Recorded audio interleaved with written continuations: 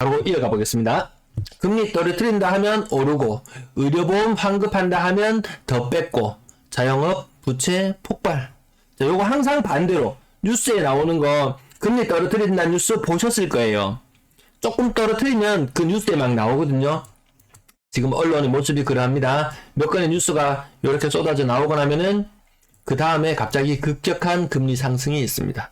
의료보험 어떤가요? 의료보험 뭐 얼마 환급해준다, 꼴랑 얼마 준다고 환급해주는 거 얼마 안 되잖아요. 그래놓고 갑자기 막 더 뺏는 현상이 나타납니다. 의료보험 어떻게 더 뺏어요? 2천만 원 이상, 연간 학교소득 2천만 원 이상, 연금을 받던 사람들 혹은 국민연금 뭐 받는다든지 뭐 퇴직금 뭐 이렇게 정도 뭐 수익이 있는 사람들 갑자기 의료보험 안 내도 되는 거 뺏는다. 부양가족에 소속되어 있던 사람들 상당수가 여기 돈을 뺏기게 된다. 작년부터 요 관련된 것들 뉴스 많이 나왔어요. 저도 이 부분에 혹시나 해당이 되지 않을까 싶어가지고 부모님이나 이렇게 해서 갑자기 느닷없이 의료보험 몇십만 원씩 나가는 거 장난 아니거든요. 이 단순히 이 소득의 문제가 아니고 이 또 자산이나 또 같이 더해지는지는 모르겠어요. 자산도 좀 있고 연금도 좀 받고 뭐 이런 상황에서 느닷없이 이 자식 명의로 의료보험을 같이 올려놨었는데 갑자기 돈을 뺏어간다든지 하여튼 뒤가 좀 구리면은 항상 선심 쓰듯이 뉴스는 나오는데 거기에 속지 말자. 금리 떨어뜨린다고요? 웬걸 금리 장난 아니게 올라가고 있는 이 분위기인데 금리 오른다는 뉴스 미끼식으로 살짝 나오긴 합니다. 대출 3개월 넘게 못 갚은 자영업 원금 80%까지 탕감해준다.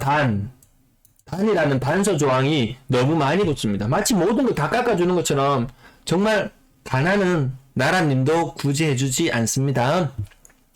폭발적으로 늘어난 코로나 시기에 늘어난 자영업 대출. 가만히 있어도 늘어난다. 자영업 대출. 늘어날 수밖에 없는 구조다. 집값이 오르고 뭐가 오르고 다 오르는 과정 속에서 상가 임대료도 오르고 다 오르는 과정 속에서 절대로 떨어질 수 없다. 주택 매년 공급만 이루어져도 연간 가계부채 50조는 늘어난다고 제가 말씀을 드린 적이 있어요. 왜? 신축 아파트 그 절반의 사람은 대출을 내고 그 절반의 사람이 내는 대출액은 집값의 절반이다. 그렇게 단순한 수치로 산정을 해봐도 가만히 있어도 가계대출은 50조 늘어난다. 그래 지금 가계대출이 줄어들고 있다는 뉴스도 나오잖아요. 그 말인즉슨 정말 엄청나게 허리띠를 졸라매고 있다. 그렇게 보시면 될 것 같아요. 이자 폭탄에 불경기에 장사 접는 자영업자. 접을 수 있으면 차라리 다행이다. 접을 수 있으면 차라리 다행이다. 이런 느낌이 들 정도입니다.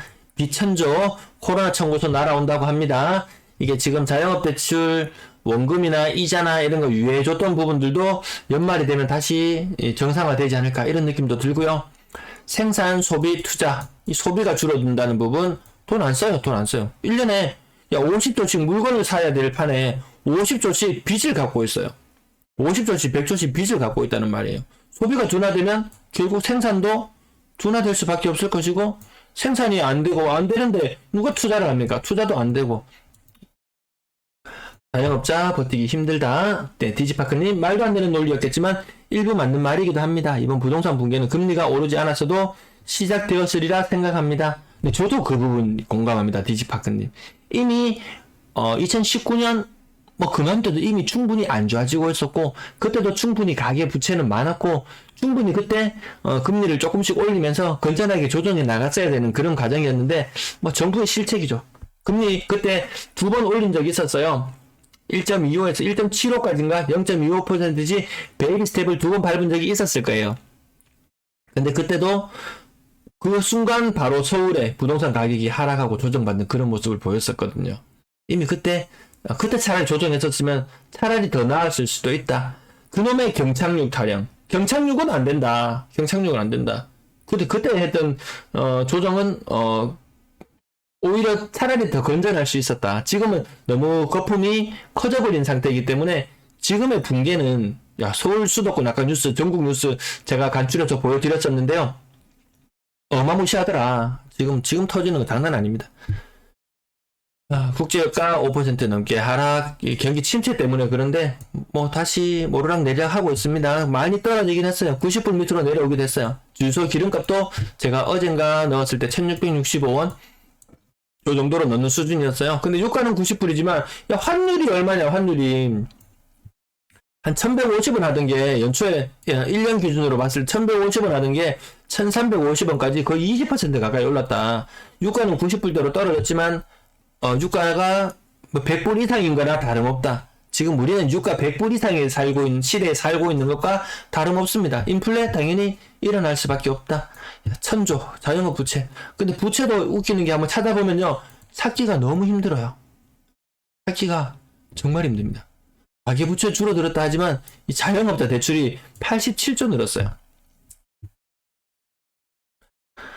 하반기 경제 성장률은 더 둔화될 것이다. GDP 성장률 추이를 보시면은 일본처럼 이 장기 이제 2%에서 0%의 성장하는 시대로 간다.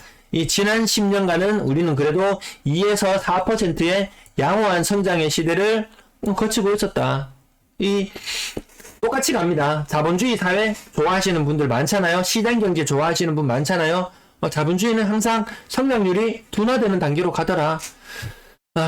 빚을 이 통계를 내보려고 하면 찾을 수가 없어요. 어디 숨어 있는지. 어쨌든 전체적으로는 4,500조가 넘는다.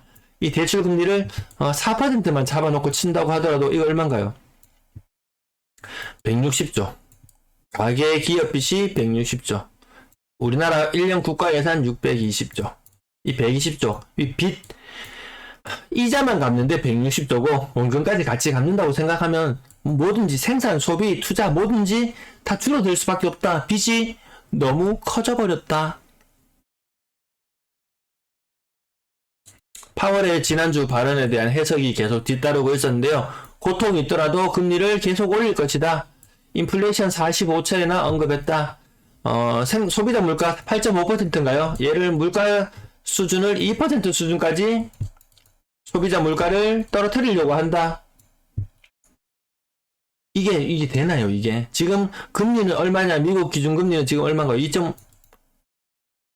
몇 퍼센트지? 제가 2.5%? 네, 2.5% 지금 미국. 여기에서 이제 자이언트 스텝을 밟게 되면 3% 가지만 소비자 물가가 이 상황인데 중국은 자꾸 태클 걸지, 러시아도 태클 걸지. 그동안 항상 힘으로 억눌러 왔던 미국의 그 논리가 더 이상 통하지 않더라. 미국하고 중국이랑 러시아랑 단단히 손을 잡았구나. 인도까지 표시 안 나게 같이 러시아의 뭐 곡물이나 아니면 에너지 같은 거 이런 것들 들어오면서 이 암암리에 같이 손을 잡고 있는 것 같더라. 댓글 잠깐만 볼까요? 김종원님, 정권 말기에 부동산 경착륙 막기 위해 저금리 퍼주기 정책이 결국 더 큰 위기로 다가오고 있어요. 네, 그냥 공감합니다. 네, 맞습니다. 정권 말기에 참 진짜 큰 일을 해놓고 갔습니다. 그게 근데 사실 그 지난 정권의 문제만은 아니었고 그 이전에 이명박근혜 정부 시절부터 해서 계속 부채를 키워나가는 그 정책들로 왔던 것이, 그때도 사람들이 우려를 계속했었어요. 이명박근혜 말기 무렵 갔을 때도 저거 터진다. 그 모든 부채나 모든 부담들을 다음 정권으로 다 넘겨버리고 도망가네라고 이야기를 했었어요. 그 다음에 문재인 정부가 들어섰을 때도 얘들도 잘 버티네. 뭔가 터질 만한 건수가 있으면은 어떻게든지 뭐 정책적으로 해서 이 시간을 지연시키는, 버블을 뭐 위기나 이런 것들이 오는 것을 문제를 해결하기보다는 시간을 지연시키는 정책들로 나왔어요. 저거 터지면 큰일 나는데 이런 이야기들이 굉장히 많이 나오고 있었어요. 근데 그것이 지금 터진다. 지금은 오히려 지금 정권에서도 경착륙을 막고자 하지만 이건 진짜 피할 수 없다. 복합적으로 나타나는 상황이기 때문에 어떻게 막고 싶어도 막을 수가 없는 그런 상황으로 와 있는 것 같습니다. 나무스님, 실거주용 단독 청하람 리슈빌 몇 달째 보던 물건이 있는데요. 부동산은 최저가로 말한 가격보다 1,000만원 낮게 어제 거래된 거 보니 좀 싱숭생숭하네요. 근데요, 그 말 해놓고 오면은 뒤에 연락 따로 옵니다. 가격 분명히 딜하기 위해서 부동산에서는 조금 그래도 애쓰는 부동산이라면 가격 계속 낮춰가지고 연락을 계속 옵니다. 아직까지 이 전세 아직까지 이제 시작이거든요. 이제 역전세부터 시작해서 깡통 전세부터 시작해서 진짜 큰 문제는 지금부터 시작이에요. 지금까지 하락은 예고편이었을 수도 있다, 이런 느낌이 들어요. 오히려 나무스님 전화 위복이 되길 바라봅니다. 네, 분명히 더 좋은 물건 더 낮은 가격에 아마 사실 수 있을 거라고 지금 현재 상황은 그렇게 보고 있습니다. 역전 불가피, 한미 기준금리 역전 불가피, 환율은 외환은 더 많이 빠져나가고 환율은 더 치솟고 인플레이션으로 더 고통을 받든지 말든지 이 정책 관련된 사람들은 야 그건 너희가 선택한 거야. 영원한 저금리가 있을 줄 알았니? 고통은 너희의 것. 구조적인 장기 침체. 그 일본이 걸어갔던 길이거든요. 근데 그걸 한다는 게 정교한 선제 통화 정책. 일본이 금리를 너무 늦게 올렸다. 이 버블을 잡기 위해서 너무 저금리를 고수했다. 그것 때문에 장기 침체로 갔는데 정교한 선제 정책 아주 너무 정교해요. 뭐가 정교하냐? 금리 상승이 너무 정교해요. 야, 과감하게 한 0.5 정도 해줘야 될 타이밍에 이걸 아주 정교하게 0.125로 하지. 그럴 거면 0.125로 하지. 좀 이런 느낌도 살짝 들었습니다. 빚갚기 열풍에 5대 은행 가계대출이 8개월째 감소했다. 근데 자영업자 대출 늘어났죠. 아까 한 70조 정도 늘어나는 거 보셨죠. 대출은 실질적인 대출의 규모는 더 커지고 있다. 근데 저축은행에서 대출에는 MZ세대, 2030 세대들 35%. 야, 저축은행 금리가 얼마나 센데요. 시중은행 대출금리 한 3%, 4% 하면은 거기 5%, 6%그 이상의 금리인데 그 비싼 금리를 MZ세대가 무조건 뭐 모르고 들어갔나봐요. 자, 국무총리도 한덕수, 한국 인상속도, 금리 인상속도 미국보다 낮을 것. 그 낮다는 이게 지금 잘하는 게 아니라는 거죠. 이게 일본의 모습을 그대로 따라가고 있다. 일본 특집을 제가 한 몇 번 계속 언급드렸는데 몇 번 더 해야 되겠어요. 광고 한 번만 누르고 지나가겠습니다. 잠깐만 쉬었다 갈게요.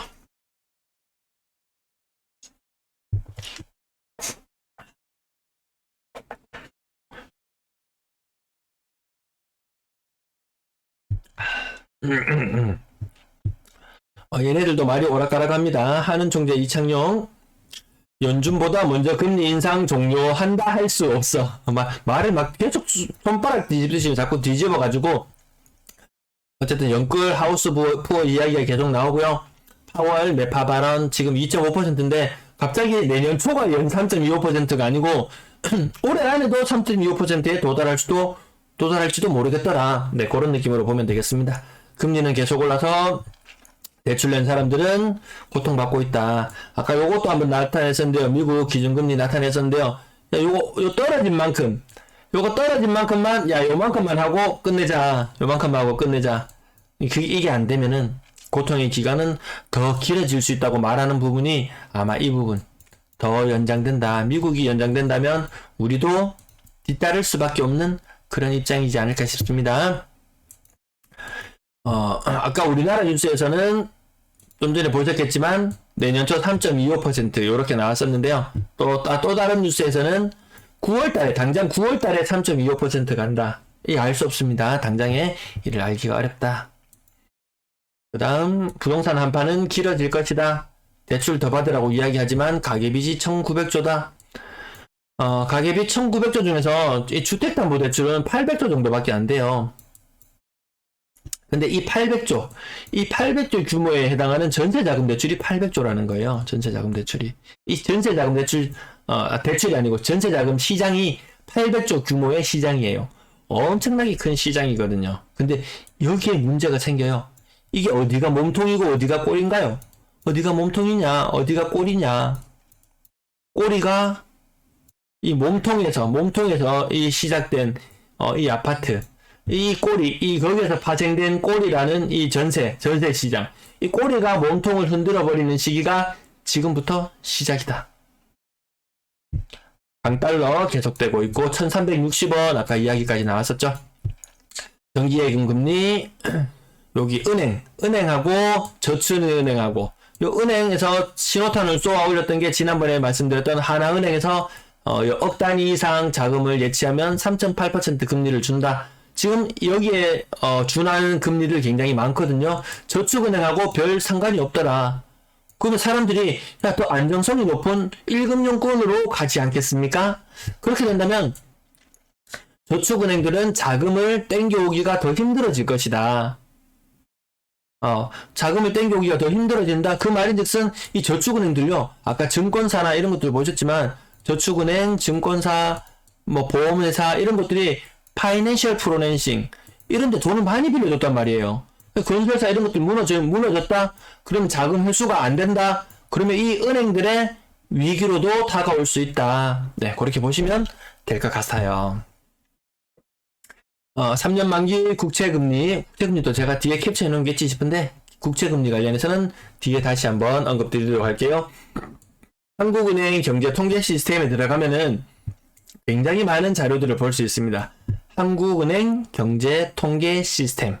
네, 거기 한번 시간 날 때 검색해 보시면 얼마 전에 한 2달 전인가 사이트를 다시 리뉴얼을 해가지고 딱 들어가는 순간 좀 잘 보입니다. 좀 잘 보여요. 요것저것 눌러보시면은 정말 하루가 온전히 그냥 순삭될 수도 있습니다.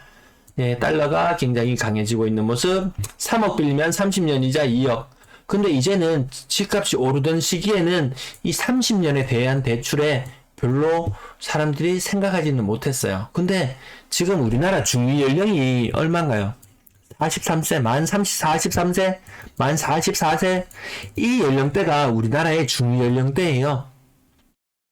중간치기 요 정도 보면 될 것 같아요. 근데 이 사람들 40대 이제 중반에 접어드는 사람들이 30년에 대출을 낸다? 이때 한창 아이 키우고 집도 넓혀 나가고 이래야 되는 이 나이대에 있는 사람들이 30년 대출을 낸다?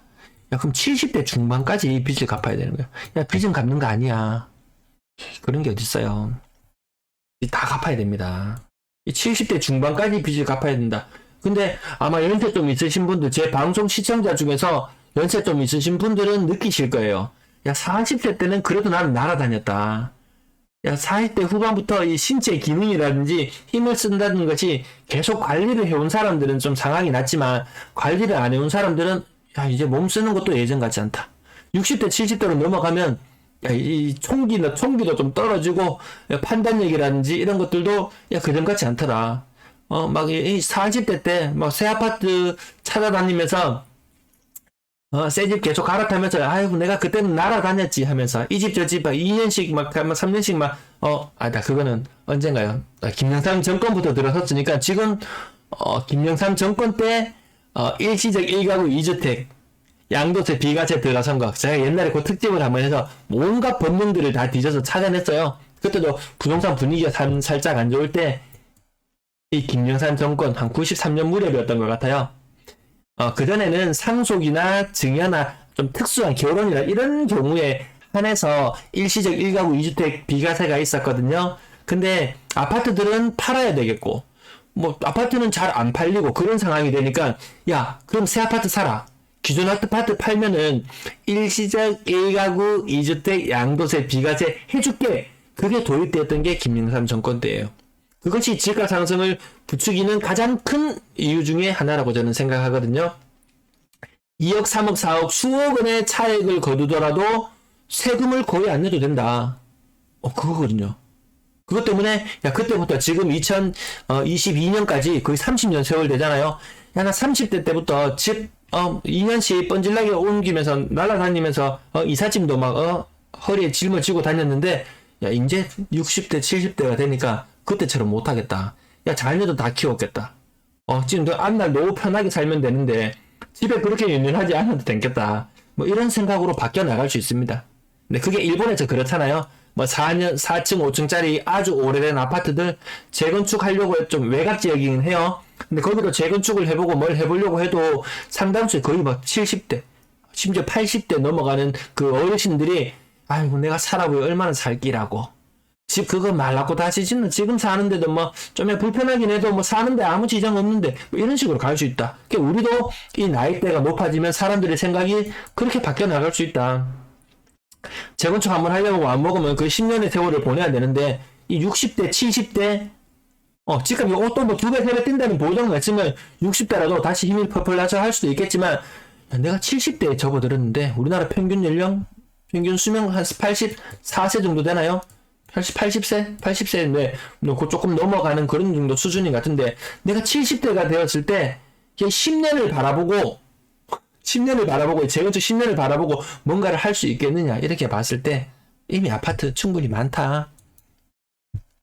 대출금리 더 내려요. 이런 뉴스가 나오면 항상 경계해야 됩니다. 대출금리 떡상했다고 피부로 느낍니다. 3.0%에서 4.7%로 올랐다는 글을 하나 봤는데요. 근데 이것보다 더 오른 사람도 더 많다. 5% 넘어가는 사람이 더 많은 것이 현실이다.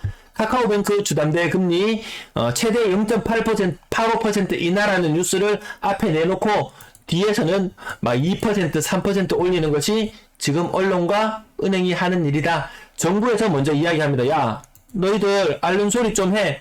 금리 낮춘다고 앓는 소리 좀 해. 신용 좀 해. 그렇게 정부에서 언지를 줬잖아요. 그러면 은행들은 하는 척을 합니다. 그리고 언론에서도 대대적으로 보도를 해줘요. 그래놓고 조용히 이렇게 뒤통수 칩니다. 이자 장사 민낯 드러나자 대출금리 줄줄이 낮추는 은행권. 그래서 지금 대출금리 낮아진 사람 얼마나 된다고요? 아까 파이낸셜 프로낸싱 관련해서 OK저축은행 부실 채권이 8천억. 공격적 대출 후폭풍. 이게 보통 이 건설사에 파이낸셜 프로낸싱 이거 금리 고금리로 돈 빌려주거든요. 너희 어차피 공사 잘 되면 그 돈 딱 회수해 오면은 엄청난 수익으로 돌아오기 때문에 근데 얘들 먼저 붕괴되고 배째라 이렇게 나올 수 있습니다. 예금금리 연 4% 넘을 수도 있을 것이다. 우리나라도 지금 두 번 기회가 올릴 기회가 남아있죠. 3%까지 또 임시회의를 하게 된다면 뭐 3.25%까지 아니면 뭐 조금 더 올라갈 수도 있는 상황.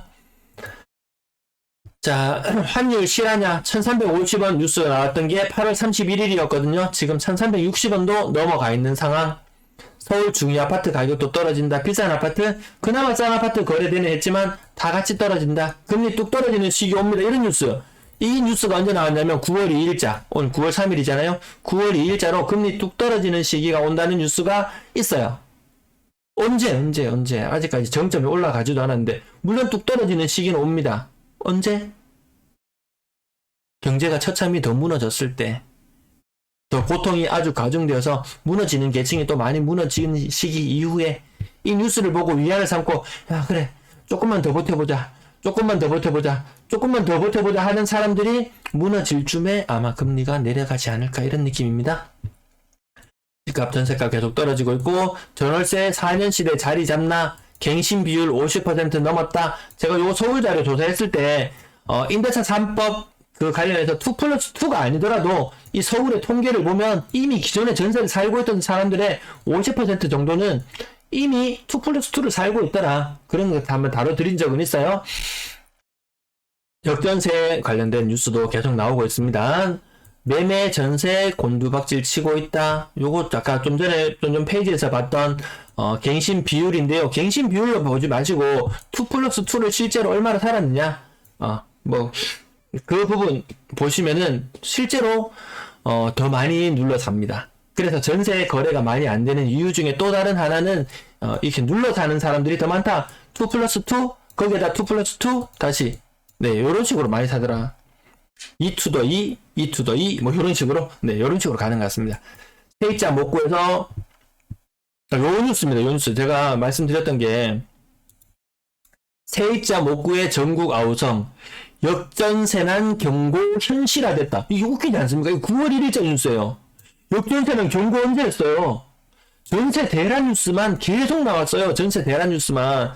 가을철 되면 전세 대란이 일어나고 다시 전세값은 떡상을 하고 그러면 매매가를 자극해가지고 가격은 천정부지로 치솟아 오를 것이다. 영끌들아 진격해라. 이 분위기였잖아요.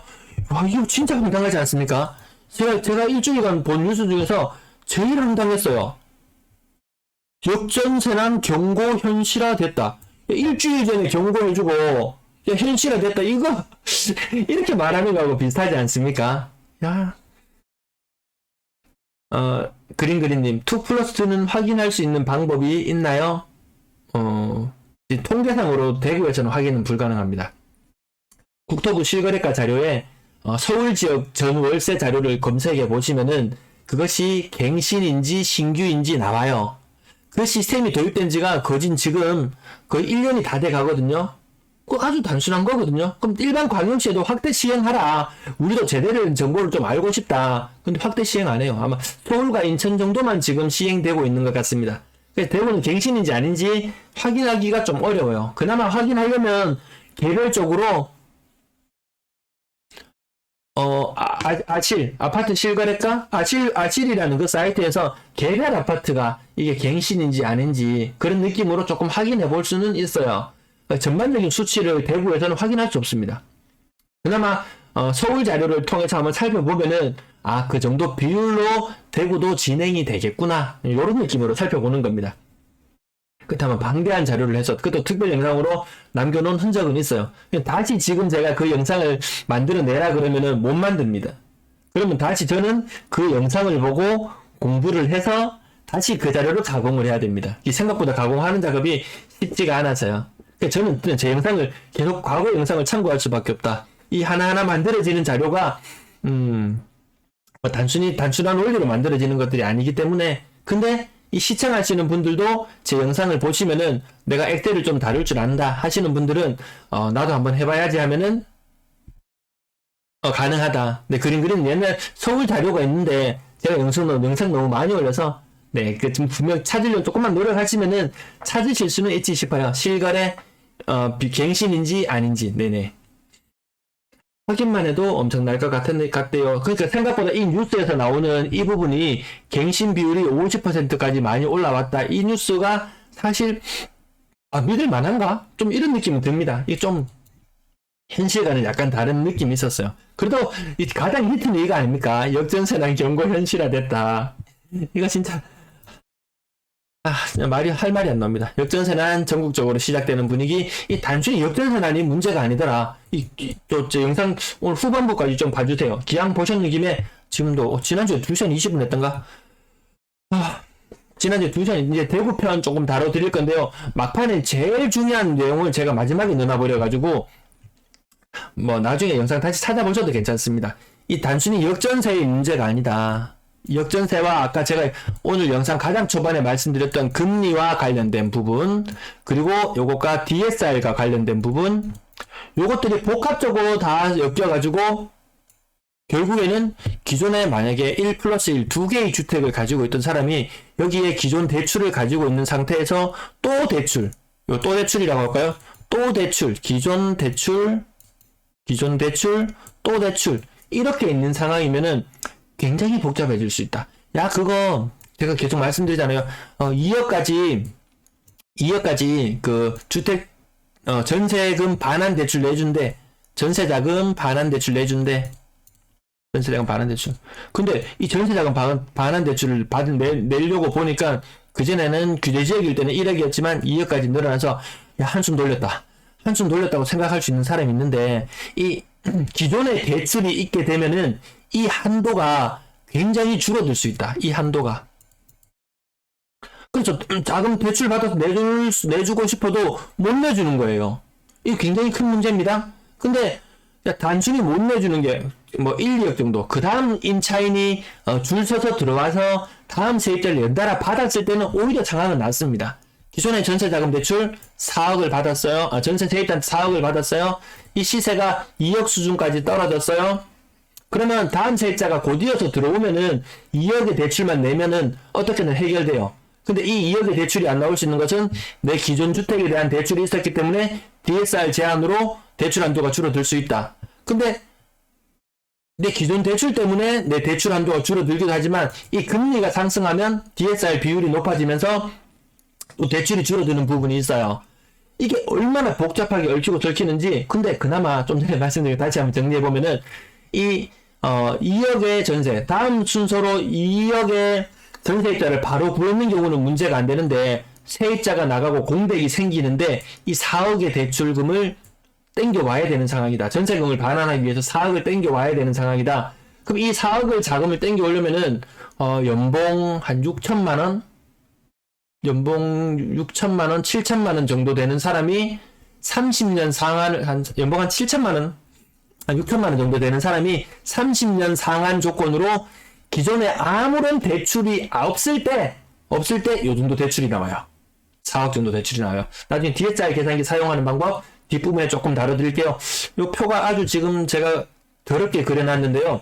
생각보다 너무 꼬여있어요. 그래서 지금까지 하락은 이 역전세난이 시작되고 이제 역전세난의 이제 본격 신호탄이 시작된 시기잖아요. 이제 작년 가을부터 아니 2년 전의 가을부터 전세가가 급격하게, 왜 전세가는 또 급격하게 상승할 수밖에 없었느냐를 생각해 놓으면 건설사들이 신나게 분양을 했어요. 막 대구시내 막 두드려 부수고 멸실도 많이 일으키고 많이 분양하면서 그 사람들이 외곽으로 나가면서 새로 아파트로 막 몰려 들어가면서, 맞죠? 그러면서 전세 물량이 풍기를 보이고 전세 가격은 올라가면 당연히 아파트 가격은 다시 오르게 되고, 거기에 청약했는 사람들은 주위 아파트 가격이 오르는 것을 보면서 이야, 뭐 이런 분위기로 계속 가는 그런 상황이었잖아요. 근데 반대의 현상이 다시 시작되다. 도미노처럼 무너져 내릴 수 있다. 요 지금 아주 더럽게 나타낸 표, 영상 뒷부분에 다시 한번 더 설명드릴게요. 네. 집가격 4억 미만의 경우 3% 후반으로 대출되는 걸로 알고 있습니다. 아, 위에 댓글이 좀 있었군요. 김동현 1금융 담보대출 착하게 하는 곳을 어떻게 찾을 수 있는지 방법 좀 알려주세요. 일단 금리 대출 관련된 부분은요, 은행에 직접 가보셔야 되는데, 가보기 전에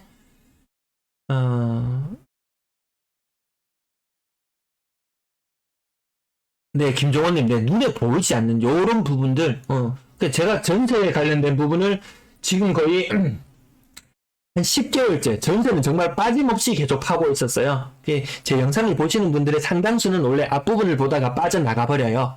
근데 앞부분에 제가 매매 파트를 다루고 일일 브리핑을 할 때 앞부분에 매매 파트를 다루고 영상 뒷부분에 전세 파트, 월세 파트를 계속 다루는데 사람들이 관심을 덜 가짐에도 불구하고 계속해서 다뤘던 이유는 이 꼬리가 몸통을 흔드는 현상이 분명히 다가올 것으로 예상했기 때문에 그렇습니다. 그럼 그걸 왜 예상할 수밖에 없었느냐? 금리가 오르니까 당연히 그 현상은 일어날 수밖에 없었다. 네, 그린 여기 도경님, 김도경님도 맨날 댓글 남겨주시는 분이신데, 네, 잠깐 여기 그러면 대출 관련된 사이트 잠깐만 한번 볼게요. 사이트 이거 다 쳐버리면 안 되는데, 제가 어디에서 금리를 확인하냐면, 금리를 확인하는 곳이 제가 요거 금리, 요거 화면이 보이시나 모르겠어요. 자,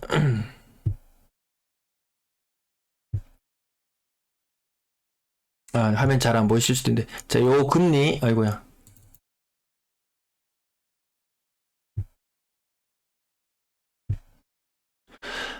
대출 금리나 경제 성장률이나 관련된 거, 요거 끊임없이 계속 추적해 나가고 있거든요. 금리도 아주 우리 생활과 밀접할 수밖에 없으니까. 그러면 요 금리를 할 때, 전세자금 대출 금리, 네, 요런 것들, 대출 금리 알려면은, 제가 여기 하이퍼링크를 만들어 놨는데, 여기 있어요. 은행연합회. 요거 사이트가 지금 여러분들에게 다, 창이 다 보이나 모르겠어요. 은행연합회 소비자 포털이라는 곳이 있어요. 그러면 은행에 직접 방문하시기 전에 은행연합회 소비자 포털 요 검색어, 네, 김도경님 보이실까요? 은행연합회 소비자 포털, 네, 화면에 지금 보이는 것처럼 보이는데요. 여기에서 주택담보대출 금리를 알 수 있습니다. 전체 은행을 해서 나는 아파트를 대출을 받을 것이다, 뭐 고정금리로 할 것이다, 원리금 분할 상환으로 할 것이다, 대출 금액은 한 2억쯤 받을 것이다, 2억쯤 받을 것이다. 대출 기간은 30년쯤 할 것이다. 이렇게 해서 검색을 해보시면 은행별로 나옵니다. 당월 최저 금리부터 해서 당월 최고 금리까지. 전월 평균을 보면은 지금 거의 4% 중반대의 시중은행 시급 금리를 보실 수 있잖아요. 네, 그렇다면 지금 현재 이렇게 되고 있는데 아마 대다수의 사람들은 거의 지금 5%의 금리를 느끼고 있지 않을까 싶습니다. 네, 여기에 들어가셔서 먼저 어느 곳이 더 싼지 한번 확인해 보시고 은행 지점 전화도 해보시고 방문도 해보시고, 지금 금리가 오르는 시기이기 때문에 지금이 금리는 우선 착하다. 근데 우리나라도 도경님 계속 고정으로 가져가는 것도 지금 좀 높을 수 있다. 아직까지 금리 정점이 아니고 금리에 대한 부분은 지금 말씀은 안 드리고, 어쨌든 여기 사이트 기억하시겠죠? 은행연합회 소비자 포털. 네, 이쪽으로 들어가시면 참고가 되실 것 같습니다.